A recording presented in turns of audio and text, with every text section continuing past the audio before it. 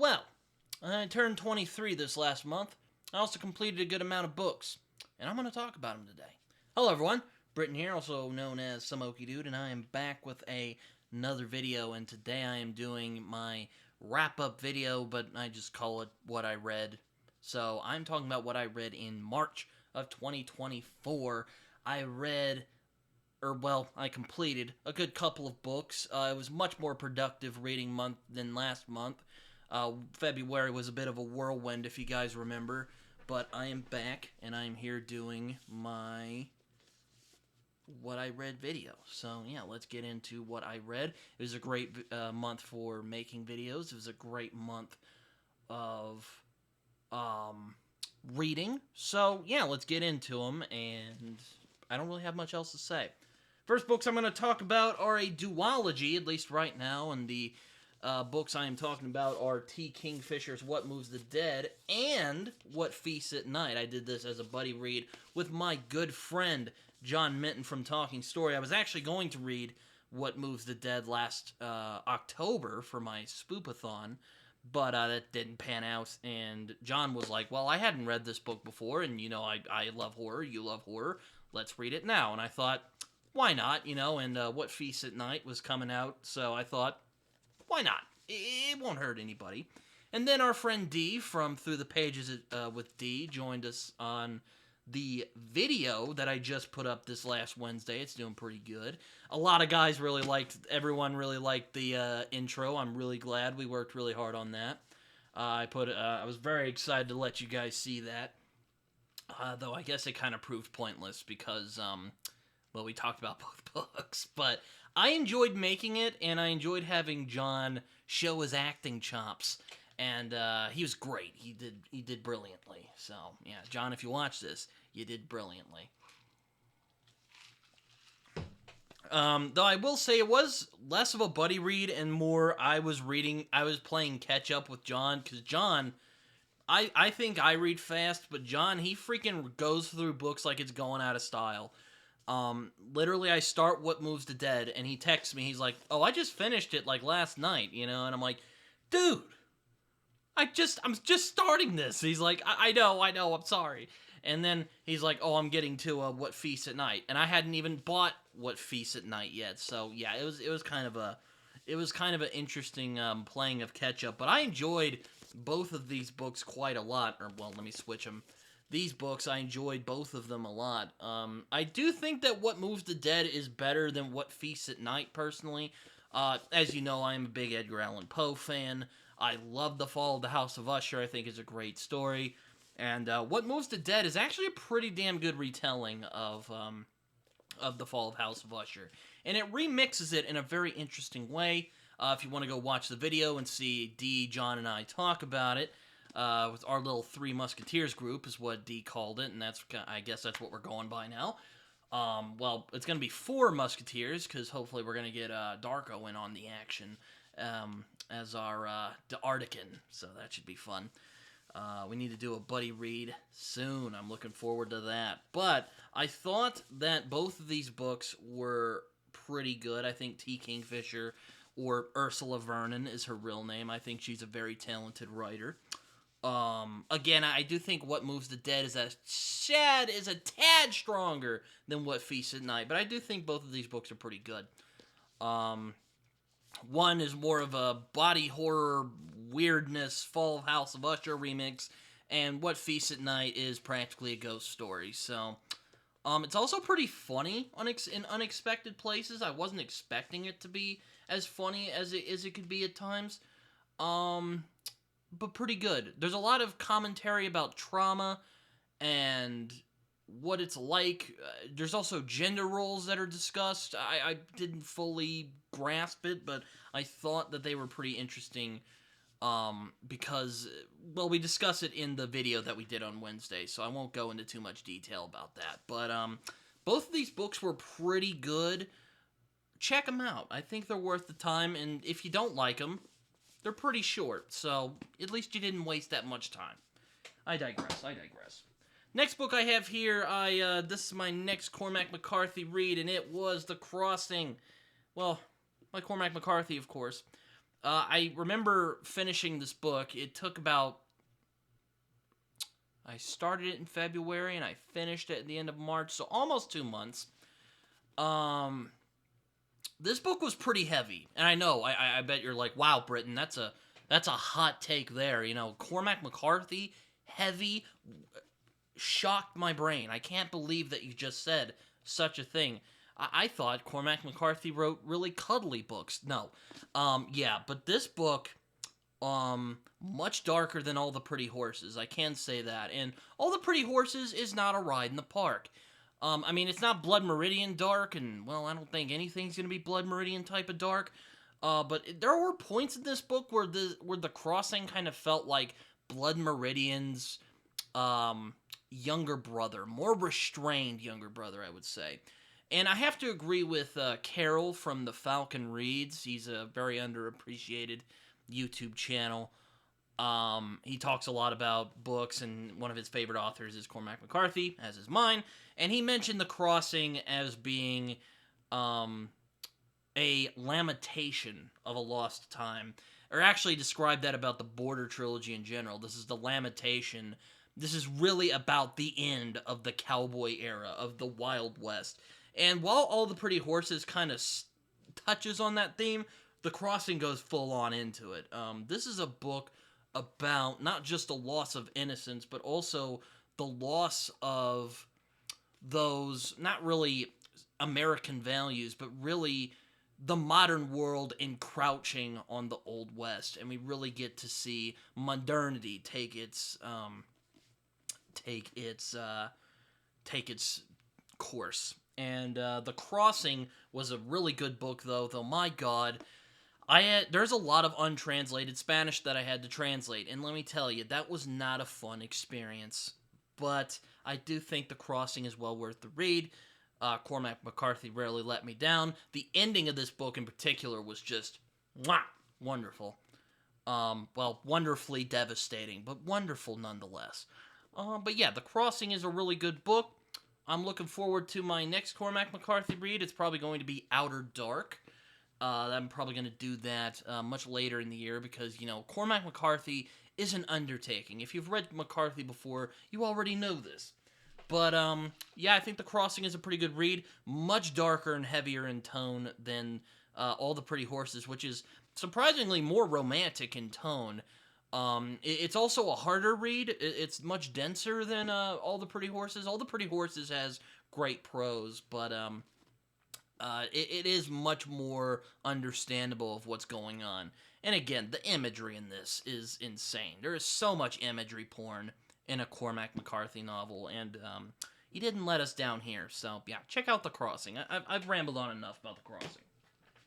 Next book I got here was another book I started in February. My good chum Collins Corner and I started In Cold Blood by Truman Capote. Believe it or not, I have not actually read this book, though I do know the story because I saw the film Capote a while back with Philip Seymour Hoffman, which is a really good movie, by the way. You guys should check that out. Truman Capote, though, In Cold Blood, really the first major true crime story that we know of as what we know of as true crime book today. In Cold Blood. Me and Colin had a really good time reading this. I got ahead of Colin, and then he caught up back with me because he's been going through some stuff right now. Or well, not really that. It's not anything like serious. He's just been really busy. But the conversations Colin and I had about this book were really in depth, and I am really looking forward to talking with him about In Cold Blood, because we're going to be doing a conversation about In Cold Blood soon, and I hope that it will be as good as reading this book was. I thought that In Cold Blood was fantastic. One of the big points of this book is just the utter banality of the crime. There was not really a lot of thought put into this. These aren't ruthless criminal masterminds.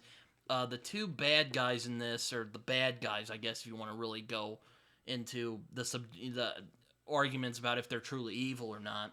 I mean, they killed a family, so they're pretty evil as far as I'm concerned.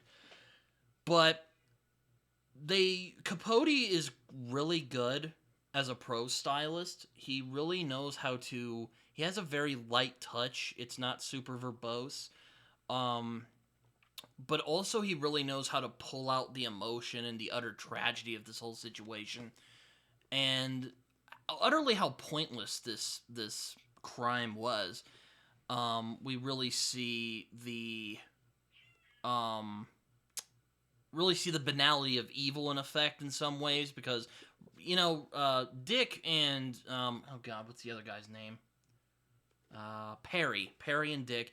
They don't seem like too bad of guys. I mean, yeah, they might be kind of jerks, and they're also, criminals, but they seem, they're definitely human. They have desires, they have dreams, and they could have made something of themselves if only they had made different choices. But again, I don't want to go too in depth on In Cold Blood. I'm really hoping to have Colin, I think I'm going on his channel to talk about In Cold Blood, because it was his idea to do In Cold Blood.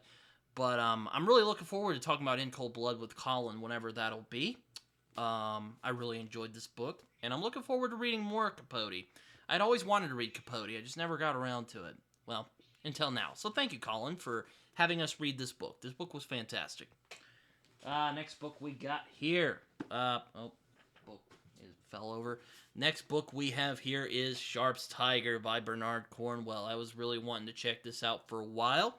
I was recommended this by Alan from Alan of Alexandria, and also my friend Ben from Bengus Khan really enjoys the Sharpe books and was telling me to go read them. And I'm actually hoping to talk with Ben about Sharpe's Tiger. I don't know when we're going to do that, but hopefully we're going to do that soon. I'm definitely looking forward to reading Sharpe's Tiger, or talking about Sharpe's Tiger. But this was a really good book. I thought this was a very perfectly acceptable historical military adventure. And if you really want to know where Joe Abercrombie got a lot of his voice, a lot of his style from, that isn't Robert E. Howard or George R. R. Martin, read Bernard Cornwell. You will definitely see some where the influence came from. But beside the point, this was pretty good. A very tight story. I will say that the chapters were a bit on the long side, but I thought this was pretty good. Apparently the history is pretty strong for the most part. The writing is very succinct. You understand what's going on. The battle scenes are really well done. I'm really fascinated by this time in history, so that really helps too. But Sharpe's Tiger, good stuff. Didn't blow me away, but perfectly acceptable military adventure. I guess there's a ghost in my house. Last book I have here today is one I've been meaning to read for a while, and this was really my big fantasy read of the year, and that is Dr. Philip Chase's The Way of a Den. I read this book, and I was immediately sucked in to its majesty. But I thought this book was pretty damn good, and shows that sometimes you can tell an old-fashioned story very well. You just have to be very good at what you do. And Philip Chase is a very talented writer, I am happy to say. This is very much not, I could compare this to Tolkien, but I think that Philip Chase is reaching even further back to the epics of myth. There are references to Beowulf all over this damn thing. The main character, called Dayraven, which I'll admit I think is kind of a silly name, but apparently, according to secondhand sources, also known as Mad on Books, it's a historically authentic silly name. So take with that as you will. There are great characters in this. Surprisingly nuanced characters in this. I wasn't expecting too much. I didn't really know what to expect with Way of a Dan, rather than a pretty standard fantasy adventure. But I was glad to show that you can still tell traditional fantasy story in a new lens. There's also a lot of commentary about religion and how people abuse their power and why people are drawn to faith and how people can misuse faith for their own ends, of course. But this book is also pretty funny at points and also has a very tender attention to character depth. But I won't talk too much about that, because As a matter of fact, I'm going to be having Dr. Philip Chase on my channel soon, and we are going to be talking about The Way of Edan, so keep an eye on that. I am definitely looking forward to talking to Philip about his book, The Way of Edan. But I am happy to say that The Way of Edan is a pretty damn good book. And look at the cover art. It is gorgeous. It's like walking into a cathedral, you know? I don't know if any of you have ever been to a cathedral, but it's like those windows in the cathedrals. Beautiful. And apparently he was inspired, I don't want to say Philip, he didn't draw these. The artist was inspired by those windows in cathedrals with, like, you know, Virgin Mary and Jesus and the disciples on there. But I guess I was particularly fascinated by the commentary about religion and spirituality because, I have a vested interest in religion, if you didn't gather. And I find religion and spirituality to be very interesting subjects. And Philip, he did a good job discussing just that. And not really much else for me to say. I don't want to say too much because, again, I'm going to be talking to Philip Chase soon, and I am looking forward to having him on my channel. So, yeah, Way of Edan, good stuff. Other things I did, I watched some TV shows this month. I watched Invincible Season 2. I finally got off my ass and watched Invincible Season 2. And great stuff. Just as good as the first season.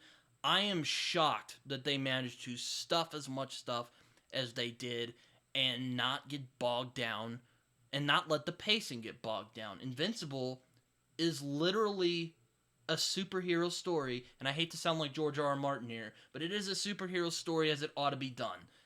That's all I gotta say. And I love the comics. I love Invincible. I'm actually hoping to have Joe and my friend Tygon. We could talk about Invincible, the comic books, but the show, fantastic. Season 2, great. Check it out. It's a lot of fun. I also watched the Avatar live-action show, which, honestly, I won't say too much about. It's not as bad as the Shyamalan movie, but that's not really saying much, is it? It's like a well-made summary of Avatar: The Last Airbender. It's kind of the best I got for right now. I mean, if I can be honest, I would just recommend watching the animated show. I mean, it's much better written, great characters, and kind of sucks too because the casting is really well done, and it actually looks pretty good. It's just the scripting kind of sucks.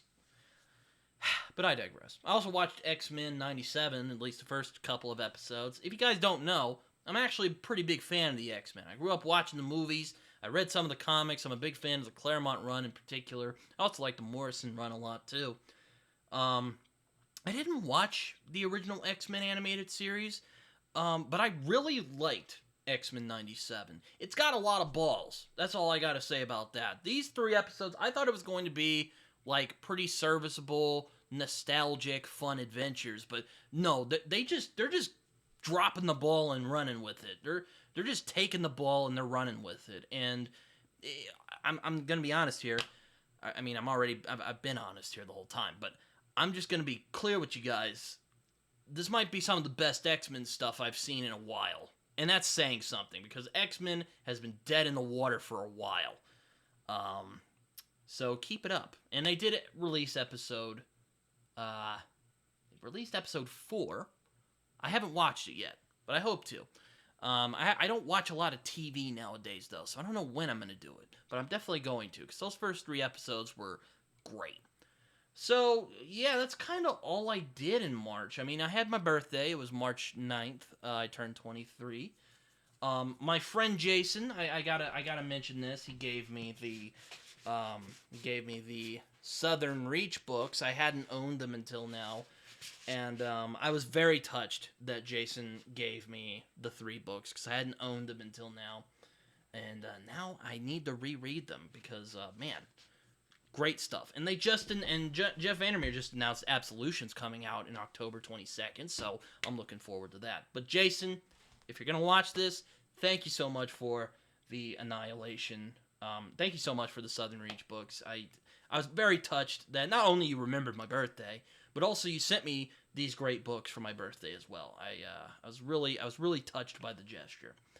But that's kind of all I got for today. I hope you guys enjoyed this video. You can check me out on Twitter. You can also find me on Goodreads and Letterboxd, where I write reviews that are probably more coherent than the one you just heard right now. You can also find me on Discord if you want to come hang out with me on there. We got a good little community, but we need to get more stuff going on there.